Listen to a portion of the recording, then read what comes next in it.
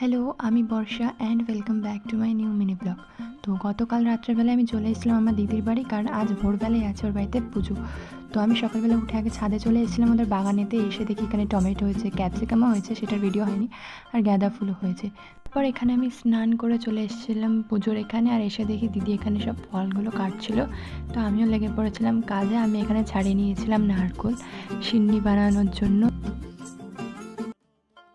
তো শেষ হয়ে যাওয়ার পর আমি এখানে বসেছিলাম চাল মাখা মাখতে, আর আমার দিদি বানাচ্ছিল সিন্নি। তার মাঝে চলে এসেছিলো আমার একটা পার্সেল, আর এখানে আমরা দুজন মিলে সব প্রসাদগুলোকে সাজিয়ে নিচ্ছিলাম সবাইকে দেওয়ার জন্য। তো তারপর এখানে লাড্ডু খেয়ে চলে গেছিলাম নিচে। আর আজকে ওদের ঘরে বানানো হয়েছিল খিচুড়ি, আলুর দম, বেগুনি চাটনি আর পাঁপড়।